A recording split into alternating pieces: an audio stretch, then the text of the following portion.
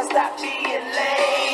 Yeah, and I became creative. And I learned how to create it. And now that pride's for me. So come see. Oh, come here. Welcome back to the Silver Lining Podcast. I'm your host, Mr. Steal Your Sterl. This is my co-host, Only Cams. Subscribe. What's going on with you, Cam? Been a long time since we had a chance to speak. How you been? Feeling good, man. Feeling great. Hey, got my window open and now someone's banning music. Of course, they wait till we record. Hey, man, the Only Cams is blowing up. Hey, for the fans, I know it's $10.99, but for y'all, I'll do it for $9.99. That's right. If you subscribe, you'll do it for $8.99. Yes, I will. Yeah, sorry we hadn't dropped an episode in a while. Had a bit of a scheduling conflict last few weeks.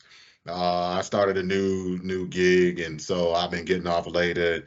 It's been hard, but you know, we go hard for you guys. Pause. But yeah, so look, offseason is officially here. The Super Bowl just went by. Congratulations to the Philadelphia Eagles. That's all I'm gonna say. Congratulations. I don't really like them like that, but game recognized game. And plus, you know, we get to revel a little bit and just enjoy the fact that that's a team that lost 3 games this year, and we hung one of them L's on them. You don't get a lot as a Falcons fan to smile at, especially this season. You go ahead, pat yourself on the back, enjoy that. Hey, Cam, go ahead, show them how it's done. Hey, that was a fully healthy Eagles team we beat. So. No, actually, I think they missed AJ Brown. No, you're right. You're right. It was the Kirk Cousins Falcons, though. I feel like that make us equal. And we was on the road on Monday night. Jason Kelsey night. Come on now, that counts. Hey, come on now, you count for a little bit of something. You know what I'm saying? Right. Well, now the funny part about all of this is I'm about to sit here and talk about not liking the Eagles or whatever, but a good bit of the things I'm thinking about right now is obviously what can we steal from them? So I might not like them, but I gotta admit I do find some value in how they've done how they built their roster. And I honestly,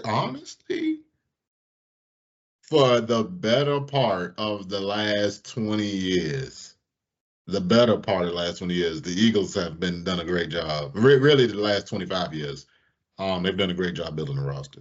Back in the Donovan McNabb, Andy Reid era, through the Doug Peterson era, and now through Nick Sirianni, they've done a good job. And except for those Chip Kelly years, they've had a fairly consistent formula that I'd like to see, see the Falcons implement a little bit. I think you would agree with that, yeah?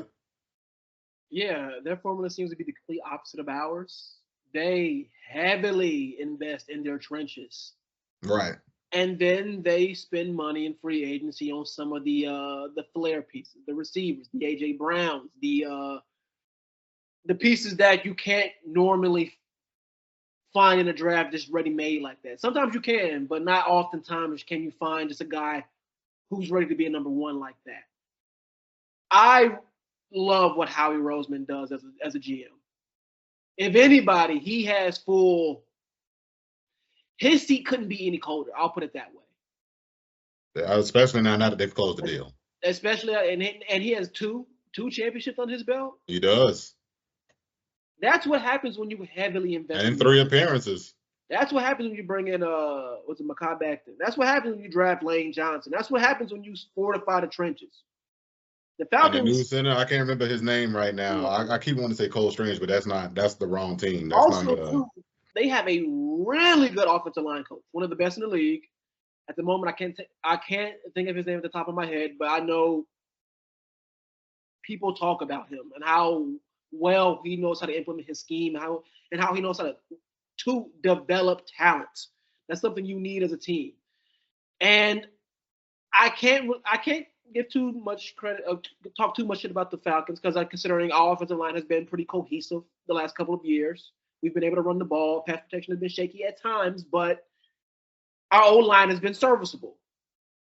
So I can't talk too much shit, but hey, man, I gotta give credit where credit's due, man. The Eagles know how to build a team. Howie Roseman is. I wish he was our GM, and I hope Terry is taking notes.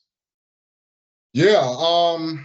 So I had a lot of thoughts swirling. In fact, that's kind of what urged this episode along. So,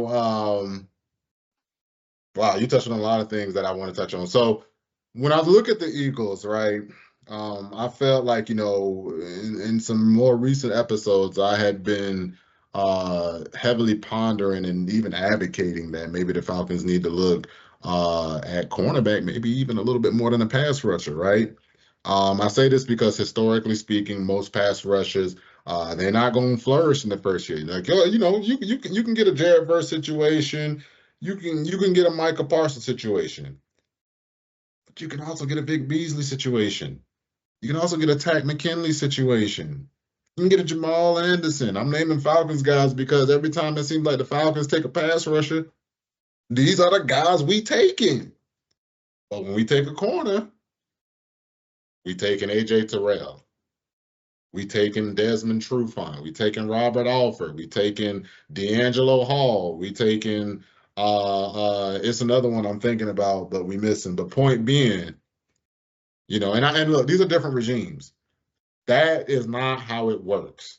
That is not how football works. I'm just saying, I think about us drafting pass rushers. I think about us drafting corners. We always do corner better. We have a severe need for corner. And I'm like, hey, we can create the pressure if we can cover on the back end. And I had to doubt myself because I'm not gonna lie, I saw the Eagles and I was like, shit, man, fuck that drafting the corner. We need to get some pass rushers in here. Because, the Eagles got all that pressure and all them sacks and forced all those interceptions without having a single blitz. Hey, and Without having a single blitz. Right? And so let me tell you what that does to me. That makes me say, all right, clearly we need a pass rusher, right? But then I kept thinking about it, right? And look, y'all been watching these episodes. I will change my opinion if the facts change. If I'm wrong, I'll admit it. All right. This is not me trying to just search and grasp at straws for how I'm right. I hate when people do that. That's part of the reason we making the content we make. If we're wrong, we say we're wrong and we admit it. We don't sit here and come up with a bunch of bullshit for how we were actually right or how we still right. No, we ain't doing all that, right? So one of the things I'm saying though is, I'm still thinking maybe we need to look at corner because, when I think about last year, when the Eagles lost the last 5 games and then lost in the first round of the playoffs, they had Jalen Carter on that team. They had Nolan Smith on that team. They had Jordan Davis on that team. They had Josh Sweat on that team. They still had them pass rushers. But you know who they didn't have? They didn't have Quinyon Mitchell. They didn't have Cooper DeJean. All of a sudden, they got some corners in there that could cover, and the pass rush look a lot better. Now, to be fair, the Eagles were a matchup nightmare for the Chiefs in the sense that they finally were able to expose Joe Thuney as the left tackle. Joe Thuney is a guard. He's an interior lineman, but they needed to make a move to stabilize the team. Joe Thuney took one for the team. God bless him. He played well. He got his ass kicked by Josh Sweat. Josh Sweat said, hey, he a guard. He ain't a tackle. And I'm going to show you the difference between the two. All right? And look, we see historically when the Chiefs, they get pressure up front, that's how you beat them. That's how Tampa did. They saw that they could get that pressure the first time, and they went and then the second time they played them in the Super Bowl, they got a bunch of pressure on the Chiefs, and then they was able to get that stop, and same thing here. But my point is that matchup, but plus the ability to hang to stand tall on the back end, the ability to make sure Patrick Mahomes doesn't have anybody open. And then all of a sudden that ravenous pass rush can get home. And like that's still an issue. When we started to produce pressure, we didn't produce pressure because, of what we would do. Well, we did blitz more. But a lot of the pressure that we started to produce came as a result of what we did on the back end. We stopped playing our cornerbacks in the fucking end zone. You know, we stop having our safeties up in the third row of the stands. We say, hey, maybe these guys should actually get on the field, and then they'll actually be able to play the game. You know, and then we could get some pressure. Mm-hmm. You know what I'm saying? So I'm still feeling that, but I gotta be honest, man. I think we got to take some serious looks at the Eagles playbook. So I agree with you, man. The investment in the trenches, like much as stable as our O line is, man. I'm holding my breath on 3rd and short. Yeah, I'm holding my breath on 4th and short. You know who's not doing that? the Eagles. When it's 3rd and short, what they about to do? Really special, baby. That's right. And if that don't work, what they about to do? Saquon. That sound like they got 3rd and short. Figure the fuck out, right?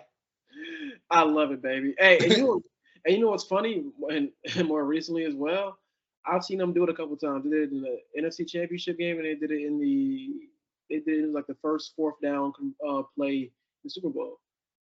They'll go AJ Brown. They'll go if it's 1v1, if it's single coverage, they'll go AJ Brown. And But it'll work. they know what you're guarding for, and they're like, "Oh, thanks for giving us a one-on-one with our guy against your guy. We like our guy a lot more." Yeah, and I'm gonna throw a back shoulder fade. AJ's gonna catch this, and that's gonna be that. Right? And even if you got a good corner, AJ's so damn wide. Yeah, if I just throw it out there, you just can't get around him. Yeah, of course, man. Like I gotta give the Eagles credit where credit is due, man. And I'm like you. Like I don't care about who's hosting the Lombardi if it's not the Falcons. Yeah, if it's not the I don't Falcons, care I'm not happy. whatsoever, man. In fact, I'm glad the Chiefs lost. Sorry to interrupt real quick. Just so y'all know, I was rooting for the Chiefs, not because I like the Chiefs, but everybody was going to be mad if the Chiefs won. And I'm only happy if the Falcons win. Cam only happy if the Falcons win. So if everybody mad, great. Misery love company. I want y'all to be mad. Yeah. Oh, y'all mad the Chiefs won? Well, guess what? So the fucking mind because they aren't the Falcons. Carry on, Cam. Sorry to interrupt. But yeah, also the thing that really puts the icing on the cake for this game, that was the worst Patrick Mahomes has ever looked in his career. They were down 34-0 at one point. They were. All right, I've talked enough about them. Now back to us. Yeah. So I'm not gonna lie. The other thing too, that kind of discouraged me about the Super Bowl was that I'm thinking maybe we just need to get rid of Terry, get a new GM, right? I just keep feeling like, you know, the thing that's hard to judge about Terry is that we have to genuinely remember. We always got to remember it because, you know, when you are a Falcons fan, you just ready for it to happen now. You got to remember that when Terry took the job, the Falcons was in shambles. Like, you know how we were kind of laughing at New Orleans, which we'll talk about or touch on a little bit later. That was kind of us. When Terry came in, our cap situation was in shambles. We had an aging veteran quarterback. You know what I'm saying? Like the defense was shit. Like aging receiver, yeah. I think Terry's first year was when we traded Julio. Mm-hmm. And I'm like, Terry needed some time to get things in order, to get the money in order, right? But at the same time, I'm starting to just see a pattern that the good GMs, they figure it out right away, right? Even when the situation where we you know we've referenced a bunch of times on this podcast, the situation with San Fran, the 49ers with the quarterback, you know, they traded a bunch of draft capital to draft a quarterback that turned out to kind of be a bust for them. But GM put the team together as such that with that 6th-round quarterback they got, who has some skills that they like, they're able to still compete and go to Super Bowls. You know what I'm saying? One of the things that I've noticed too, Howie's got some tenants that you know, if we keep Terry out, are things I want him to, you know, just take notes. Howie consistently has always took the trenches seriously, right? O-line, D-line, right? Mm-hmm. Howie has never been complacent about the quarterback situation, right? They had Carson Wentz. Carson Wentz got hurt. It turned out they had one of the better backups in the league. Then Carson Wentz come back. Carson Wentz kind of not looking right. Instead of just sitting on that, he drafted his second-round quarterback and said, hey, it's not a quarterback controversy if Carson Wentz playing well enough. Carson Wentz stopped playing well enough, and Jalen Hurts got out there, and they liked what they saw, and so they built off of that. But they, that's my thing about that. Now to be fair to Terry, last offseason, despite the fact that we got some pains from it now, he attacked the quarterback position. Mm-hmm. So I'll give Terry a check for that. Right? Another thing Howie does is Howie don't make certain things overly complicated. All right. Now I know how some of the people, they're not UGA fans. They think, I know a lot of UGA fans, make it seem like, yeah, you just draft players from Georgia win the championship. But Howie did kind of do that a little bit. He just didn't overthink it. He said, hey, this team with this historically great college defense got players that they check in the eye test, they check in the combine test. I'll just draft them. Is it really that easy? I'll just draft defensive players from the best defense in college football. Yeah, that's a smart move. Like if I said, hey, the 2003 Hurricanes, just draft guys from that team. Yeah, that team that had like 9 and how many Hall of Famers came from that team? I can't even remember how many from that team, but like it was like that whole period where they was the U. I'm like, yeah, don't overcomplicate this shit sometimes. Yeah, sometimes that team is loaded. All right. And that's kind of one of the segues I'm thinking of. Now that we may have the quarterback situation settled, you know what I'm saying? I want to see Terry not take that same approach that he did for quarterback, and let's start doing that for the trenches. Let's not sit on this and hope like look, you need to you honestly, you should have known before this year what he was gonna do with Drew Dalman. Now we got a center who Drew Dalman done fucked around, and he kind of the best center in free agency. So if you feel like you need to upgrade, you can't upgrade this free agent cycle. And if you want to draft a good center, you're going to have to use a premium draft asset on that. So now this is where you are with that, right? I don't know when or if we moving on from Jake Matthews or Caleb McGarry, but I don't really see the path for that to happen, even if. So then you end up being stuck there because you're not aggressive there. Same thing with the D-line. Like last year, I guess to be fair, last year in the draft, they were fairly aggressive. They added 3 D-line pieces. Don't stop. Hey, you added 3 D-line pieces for most of the year, for 11 games of the year. Your pass rush was still bullshit. Let's add some more pieces. Oh, and side note to that, look at all those UGA players the Eagles drafted. Nakobe Dean, Nolan Smith, Jalen Carter. None of these guys were very good their first year. And I'm not saying they were bad. But they were not game changers their first year. This year, Nolan Smith is playing at an extremely high level. Jalen Carter is playing at an extremely high level. What's the other big dude's name? Jordan Davis, playing at an extremely high level. Nakobe Dean, before he tore his patella tendon, playing at an extremely high level. It takes time to develop. So some of these guys who may not be good their first year, it may take some time. Now look at Rukaroru for us. He's shown flashes. People want to call him a bust immediately. This is year 1 for him. Year 1. He will come to fruition. Like his skills will come to fruition. It will come. Pause. But it's gonna happen.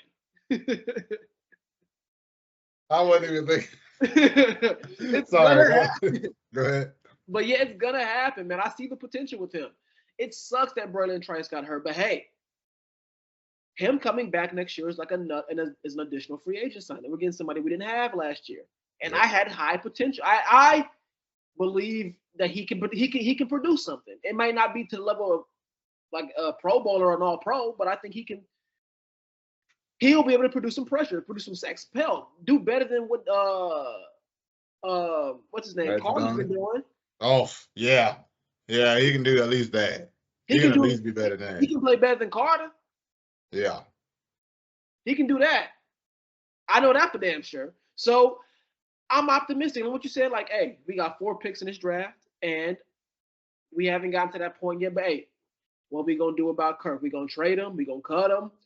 Who knows? There's 65 million, potentially 65, maybe 75, depending on when we decide to do the whole trade or cut thing. But we got some money on the board for that. I ain't gonna lie. Granted, we might be able to trade him and get somebody to pick up some of that money. Hey, Aaron Rodgers ain't getting picked up by the Jets no more. They are a dumpster fire organization. Granted, they already have a bunch of money locked in on him, but hey, maybe we can sell high on him. Hey, maybe we can sell high on Kirk. He go to New York. Maybe Kirk want to go to Cleveland. Maybe they pick up some of that money. We could trade money. You can get some. You take on this Kirk money. We'll take on some of that Myles Garrett money. You feel me? And we Boy, may I ain't gonna lie. go If we could involve Kirk Cousins in a trade for Myles Garrett, I'm pretty sure Cleveland would stop existing as a city in the United States because it would be officially burned down by the morning.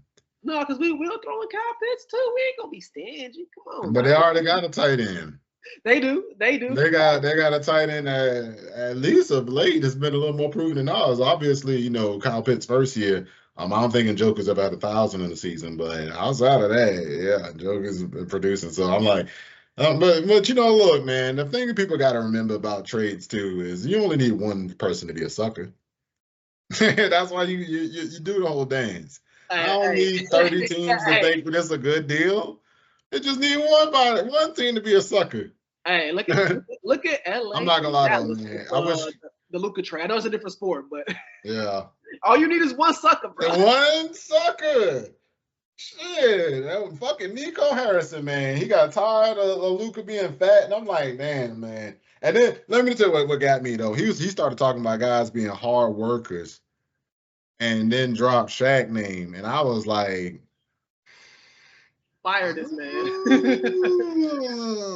If anything, Shaq is an example of why you keep a guy like Luka. Like yes! you say, hey, maybe he's lazy, but goddamn it, he could put the ball through the hoop. Who do you want the lazy guy who could score 70 in a game, or you want the guy that's working hard and he averaging 7 points a game? Like, come on, man. Don't this is what we talking about. Don't overcomplicate it. Hey man, Nico about to think himself out of a job. Terry about to think himself out of a job. Don't overcome. I mean, Howie Roseman said, damn, you know, this game of football, time in memoriam has been won in the trenches. I should probably keep trenches right. Oh, quarterback, the most important position on the team. I should probably keep quarterback right. Oh, damn, that's school over there. That's winning the national championship, and they got a historic defense. I should probably draft a bunch of players off that team. Like, don't overthink it. Like, damn. Like, man, just check the measurables. Look, just check the measurables. All I mean, how he did was check the measurables. He was like, Oh, so he's big. So that shit you put on film. And he's fast. Wow. He's ours. All right. Like, damn, just don't be a dumbass. Like, that's the crazy thing, man. Like, these guys be so smart. They so educated. You know, they know all this football. They know all of this, and then they just go and think themselves right on out of it, man. Hey, this message is for you, Terry. This is for you. You are in Atlanta, the land of the scammers. If you don't find you a sucker, you have picked up a thing or two. You from here now. You are an Atlanta guy now.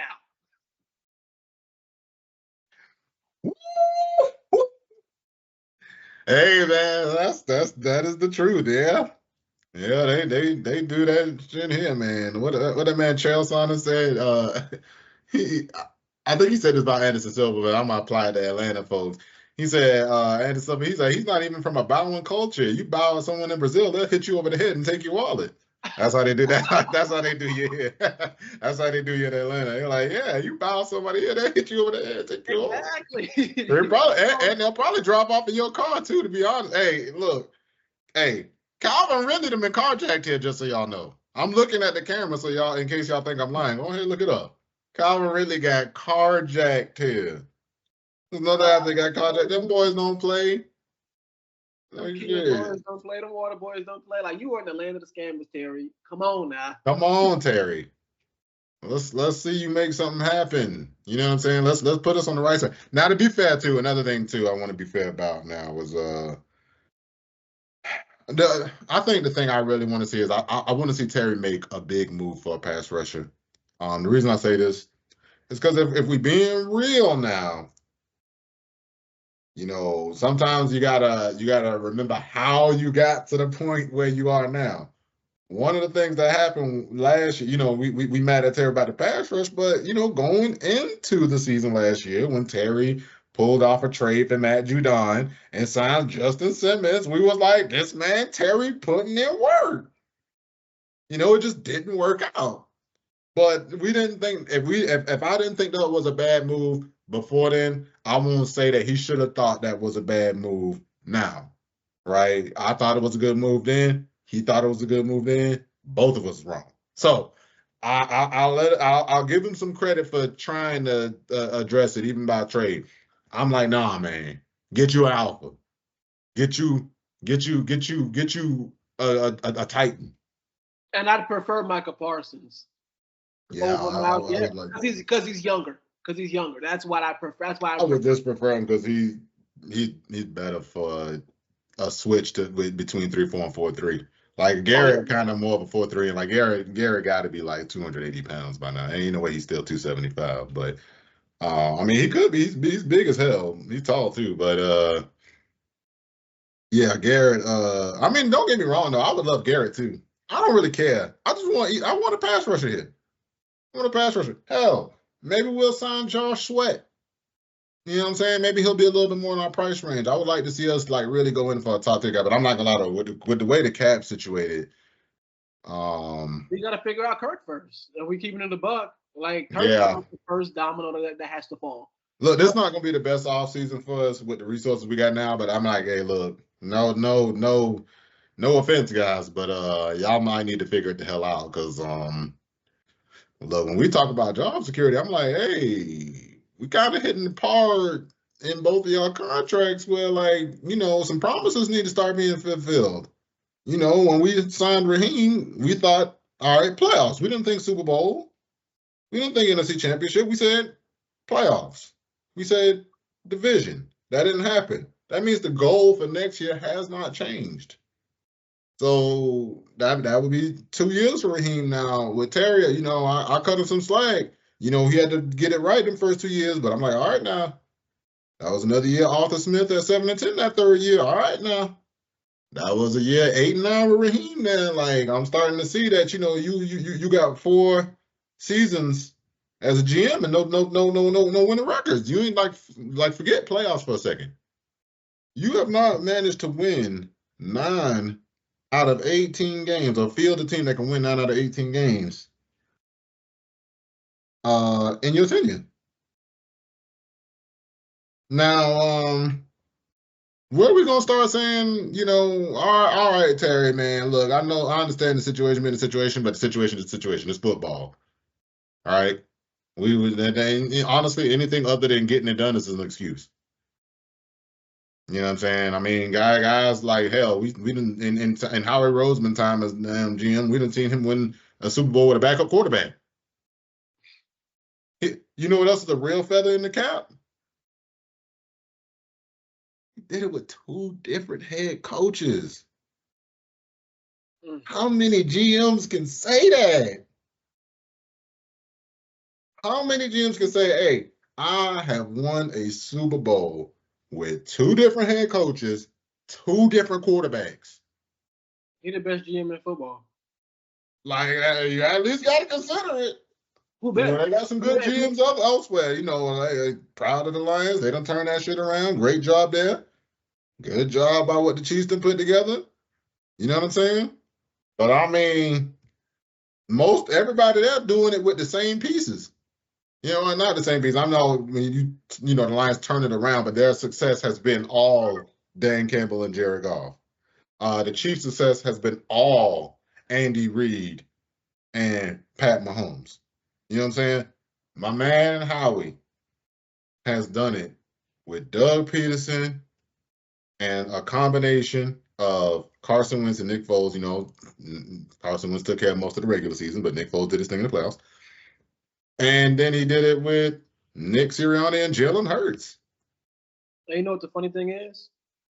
If Nick Sirianni get fired, Howie Roseman ain't going nowhere. If Nick Sirianni gets fired, oh yeah, nah. Howie Roseman ain't going nowhere. Like that, the bottom will have to fall out. Like that man Howie Roseman got you a Super Bowl. Twice. Hardest head coach. Traded so like what? Yeah, Howie Roseman's seat could not be any colder. Yeah, we got some things to consider because my thing is, you know, Terry, man, I'm rooting for you because I'm rooting for the Falcons. But at the end of the day, we got nothing to show for that. And that's we got nothing to show for that. I'm at the exact same point you are. Like, I love you, Terry, but I love the Falcons more. And you haven't done enough to make me believe that you shouldn't be fired. Granted, I honestly think this is the last year for you. And I'm not saying it because I don't want you to get fired. I'm saying it like, at this point, this would be what, year 5 for Terry? Yeah.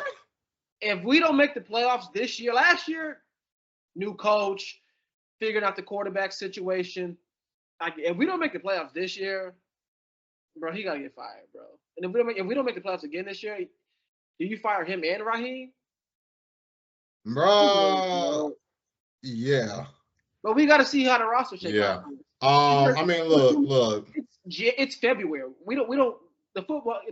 We got 7 more months of deliberation. We still gotta figure this shit out. I mean, my thing is when I decide, you know, all right, do I want to fire you or not? I say, all right, where are you failing at your job and where are you succeeding at your job, right? So I look at the GM, right? One of your jobs, manage the cap space, right? Up until this year, he unfucked the situation. I've kind of been okay with how he's handled contracts, but I can't give an A for that because of the situation we're in now.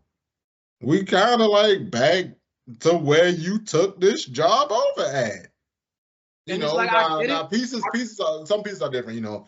Like we got money sunk into an older quarterback.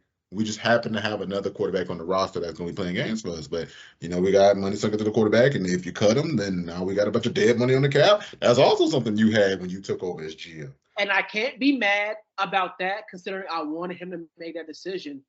But I can be mad at how he responds to this. How does he respond to all that money Kirk has? Because like you and I both said it, we have to address the quarterback situation. And he did that. I can never be mad at Terry about that. Right. I as a fan, one thing you and I have always said is the worst place you can be is what? Quarterback purgatory. He addressed that. He got our guy, and on top of getting our guy in free agency, he drafted a guy at 8. Then you know what the guy at 8 is? Potentially our quarterback of the future. So you know what? Not that upset about this, but I am upset with. I'll hold how upset I'll get with how he handles this Kirk situation. He has until March 12th, I believe. The tampering window starts at, I believe, March 10th. So he has until the 12th to decide what he wants to do with Kirk. We'll see. See, that's only one part of his job, though. The other parts of his job description is personnel. How do you acquire personnel with free agents? All right, most of the free agents, you know, I like the free agent acquisition of Jesse Bates. I like the free agent acquisition of it's somebody else I'm thinking about, but they're not there right now. Caden Ellis. Caden Ellis, yeah, thank you. I was like, it's somebody on the defense I really like that we added. Yeah, Caden Ellis. I don't hate David Onyemata either. I mean, look, it was good value at the time, right? Especially that first year. He earned his check. Last year, I'm like, But there's value there. But he also paid Kirk Cousins, also paid we paid Justin Simmons, but on a 1-year deal, 1-year rental. So it was like, all right. Mike Hughes, for what we paid him. Okay. He wasn't great, but you paid him and you got what you paid for. You didn't feel like, oh fuck, Terry, you messed up. Trades. I hadn't really had much trades to speak of except for the Judon. That was a bust. And the draft. And that is where Terry is pulling up short, man. There's no way around it, bro. This man, Terry, after the first round, bro, I'm never convinced that Terry know what the hell he doing. And this, just based off the results. I mean, I understand, drafting Epic Katie was a good move. That could turn out to be a boom. But I'm like, yeah, you drafted Richie Grant in the second round of your first draft. You drafted Kyle Pitts, who might not make it to a second contract realistically. Like, he kind of playing like hell. Last year he was kind of playing for his Falcon life. Like, he might be involved in a trade. Like, we short on picks and short on money, and we got a guy with a lot of talent, and he just ain't hit his potential really. He might be out of here. Richie Grant, I don't think I want to see him on the field. I think I'm ready to go ahead and cut bait. Is Jalen Mayfield even in the league anymore? That's a guy we took in the third round. So that's from your first draft right there, Terry. D'Angelo Malone. And it's D'Angelo Malone from the same draft with Epic Katie, yeah. It seems like pretty much like who's a late round guy that we drafted that was like, all right, Terry, I see you working. Anybody? Tyler Algier, maybe. Yeah, Tyler Algier.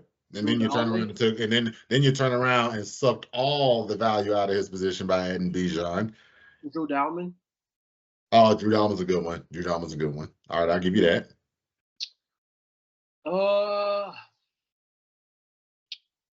I mean, and then Troy Anderson, he ain't really working out. Hell, we took Troy Anderson before N'Kobe Dean. N'Kobe Dean was still on the board when we took Troy.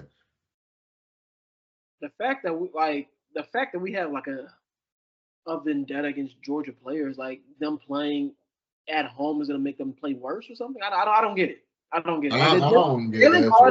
Jalen Carter, I can understand considering the whole car crash thing and those people dying. I get Jalen Carter. But no N'Kobe Dean, no Jordan Davis, no Nolan Smith. Like, all right, it's like nothing. Like you take John Fitzpatrick, you take the guard. I can't remember his name right now, but he was a guard for us, and I'm like, so that's what taking Georgia players is, huh? You taking guys who was barely on the field when they was at Georgia. Yeah. Gotcha. Okay. And I'm like, we'll still see what 2024 does. We'll still see what 2023 does. But what 2023 was Drake? Nah, it can't be Drake, is it? Because Drake's on his third year now. Drake. I want to say 2023 was Bijan. That was Bijan. Thank you. Yeah. And I don't regret that pick, considering he's the best. Who do we take in the first 3 rounds of that draft? Bijan worked out. Because we give Terry credit for what he does in the first round. He's mostly hitting in the first. The problem is once you get out of the first, it stops looking so pretty. And I'm like, damn, Terry, if you can't add cheap contracts to the team that have value. Oh, okay. I'll give his 2023 draft a little bit more credit. Who did we get? It was Bijan, Matthew Bergeron. All right, Bird. Oh, yeah, that was Bergeron that year. Yeah. Zach Harrison. All right, I like Clark Zach. Phillips. DeMarco Helen. We'll see what happened with Clark Phillips. DeMarco Helen was all right, yeah. And then Javon Gwynn, who I don't even believe is on our roster anymore. No, he's on the practice squad. He's South Carolina, right? Hey, but those first 4 picks were pretty solid, man. They're all right, yeah. So we'll see. Because my thing is, you gotta have an influx of cheap contracts that bring value, man, at some point. Because you can't do it all. Also, he needs a specialty, man. Like how you talked about how he adds a lot of in free agency. Sometimes Howie be like, man, I don't know if I'm gonna figure this shit out. Let me go ahead and just grab one that's already figured out, and then I'll take it from there. Oh, hey, AJ Brown, he's already a good receiver. Let me just go ahead and grab that one. You know what I'm saying? So I don't know. That's where I'm at on Perry. I don't know if I could definitively say the team is in a better position now than it was when he took the job over. So I'm gonna need to see something next year. Now, as far as Raheem, I asked myself about his job, right? His job description. What is he supposed to do, right? So he's supposed to put together a coaching staff. He put together 2 rookies. One of them not even here anymore because he kind of sucked at his job. The other one, he held it down all right, but he didn't really. He could have been better. He could have been better. The jury's still out on him, but he could have been better, right? Manage, your in-game situations. When I look at his management, earlier in the year, I felt like he was really good. I felt like he was very aggressive on third and fourth downs. I felt like he was managing the clock. But then, he started tightening up and not being good on third and fourth down. I mean, not being good about when to go for it on fourth downs. He started being a lot less aggressive. I felt like, he had that blip in Washington with the clock that looked real bad them 2 times. And he also, I don't know, I want to make sure I keep the proper context on when to start, when he should have put in Michael Penix Jr. But even though it wouldn't have affected wins and losses, the point at which I believe Michael Penix Jr. should have started was still sooner than he thought so, right? I thought after the Vikings game, that was it for me. Like I'm sorry, I'm not trying to take anybody back there, but I still think about that Chargers game sometimes. I swear I wake up in a cold sweat thinking about that Chargers game. Think about that part where he scrambled up in the pocket and lobbed it to the back straight. Boy, that shit. And he didn't even throw it high enough. I'm like, dog, Kyle Pitts is 6'6", bro. Throw that bitch brother, high. Look, And he just when I say that shit, like I feel like I'll be in the traffic and I just get road rage thinking about that shit. People be like, oh, what the hell is his problem? I be like, oh, it's the Kirk Cousins doing that fool. God damn it. That's what's my problem. So I'm just like, man, when I ask myself what this team gonna do, especially like, we ain't even looking at the division yet, because obviously you can't do a division preview without knowing the draft and how XYZ gonna shake out, free agency draft gonna shake out. But it seems like the Bucks are still set to be on top right now. they lost their OC, but they did lose Liam Cohen, but I mean, I don't know. Maybe Todd Bowles know how to pick those offensive coordinators, because both years they had a different OC. They had Dave Canales one year. Oh, okay, no Dave Canales. Well, I'll hire Liam Cohen. Yeah. Oh, okay, now offense is real good again. Like, that's what I'm saying. I'm like, come on, Raheem. You got to put your staff together. Now, we got Ulbrich. Look, Ulbrich, one of your boys. If Ulbrich sucks, I'm going to be convinced you don't know how to put together a staff. If Zach Robinson doesn't enhance his play calling variety and doesn't produce an offense out there with all these weapons we got, I'ma feel like Raheem don't know how to put together a staff. Mm-hmm.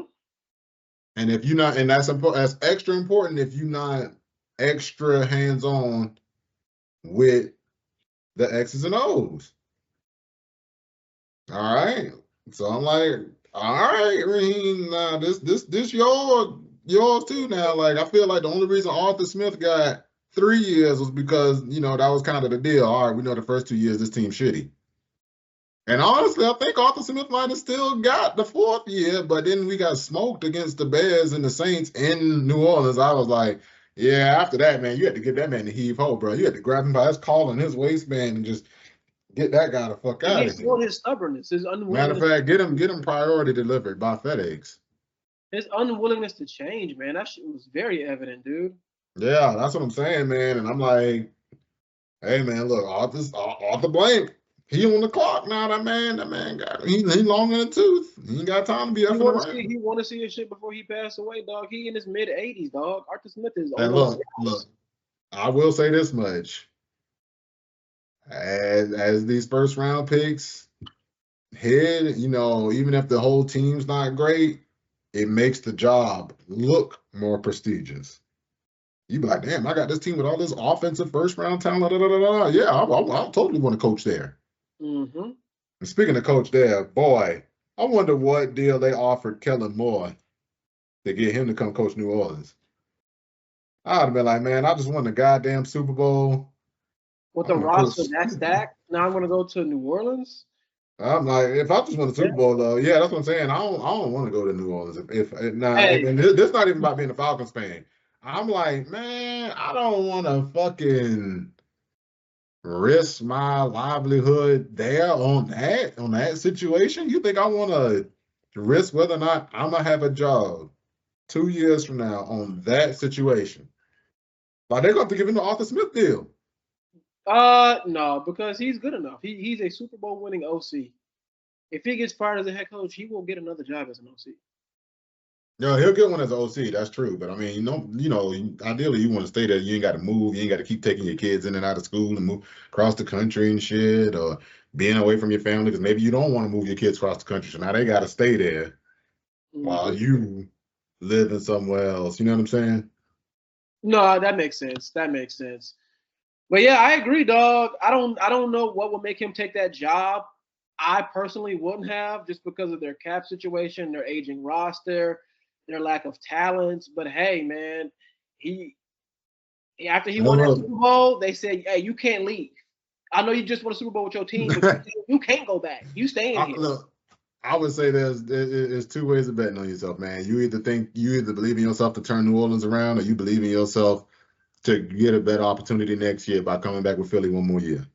Who knows? Maybe he feels like he has some of that Sean Payton in him. And Sean Payton, like as much as I hate him, is a fantastic coach. So No, I always said that. Look, I used to say that to New Orleans fans. They used to say that Drew Brees made Sean Payton, and I'm like, well, I know Drew Brees before that point. Sean Payton hadn't had a career without Drew Brees, but Drew Brees did have a career without Sean Payton, and he wasn't bad, but he damn sure wasn't that good. You know what I'm saying? And that shit was crazy. Oh, my bad. I was thinking about a YouTube short I saw about how a failed physical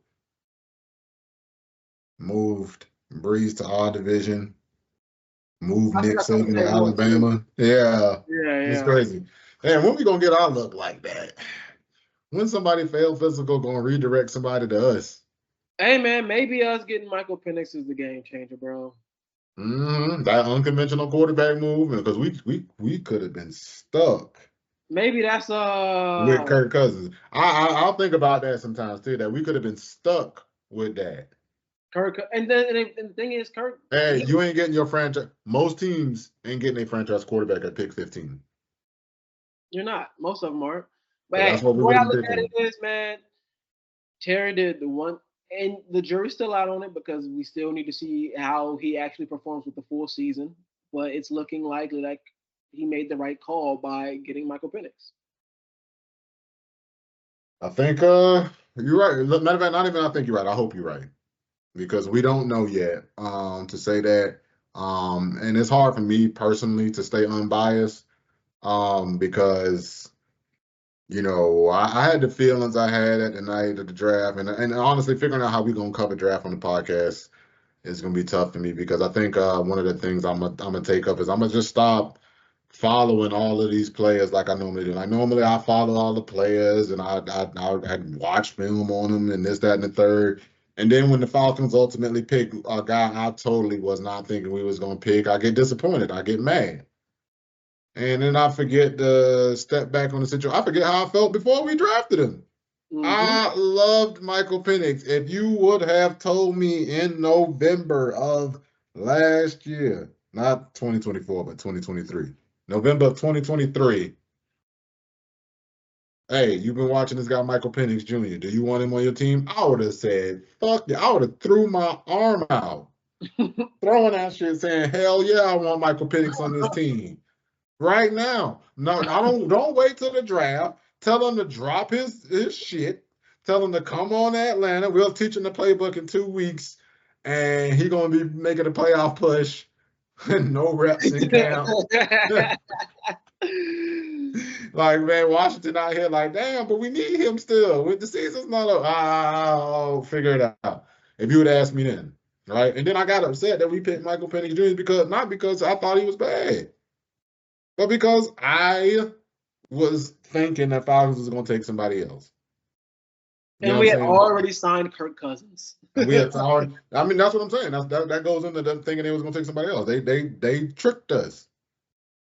You know what I'm saying? But I don't want to make that I don't want to do it again. I want to be able to give a cold reaction to who they pick to know if I'm reacting to, you know, like I don't want to be disappointed in the pick because I'm disappointed in the player. I've always said, and Cam will tell you this, I've always said the only thing that matters in the draft is that you draft good players. It's a crapshoot. You don't know. GMs get fired every year drafting a guy that they think is the solution to their problem because they chased a position instead of a player, right? Mhm. Sometimes you just got to say, hey, this is a good player. That's the only thing. Exactly. I'd rather have a good player at a position that's not of need than draft a shit player at a position of need, and then I'm dependent on that shitty player. Because that's what ultimately happens. You draft a bad player and draft him with the idea that he's going to be starting there, and now you don't have a plan there. No, that's facts. That's You know, facts. so the main thing is just that we draft good players.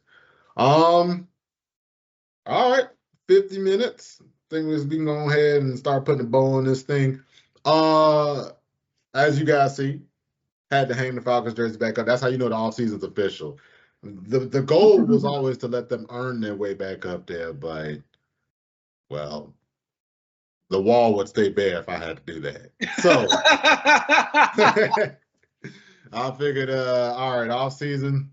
I'm like, hey, we let go of last season. That's like one of the official that's like one of the official moves that says, all right, we officially focus on 2025 and ahead. Cam, anything you want to say before we get up out of here, man? Hey, man, this is going to be a big year, a big off season for Terry. It's going to be a big year in general for Terry, Raheem, Jeff, Zach, the coaching regime, the front office. It's a big year, big decisions, man. Playoffs is mandatory now. It's officially got to the point where it's mandatory. It's I playoff think for so. bust. We got if I'm not saying we got to win a division, but we have to make the playoffs. So we'll see how things shake out. I'm looking forward to seeing how this offseason plays out. I could not agree more, my brother. Could not agree more. Well, thank you guys so much for joining us. Appreciate you being patient with us. You know, we out here doing this for real. We ain't doing this for a job. We're doing this as a hobby. So, you know, sometimes things get busy, but we appreciate you being patient with us and really appreciate you joining us. If you enjoyed the content, y'all know the rules, baby. We got to like, subscribe, share, and hit the little bell when you want some real niggas uploading. Peace.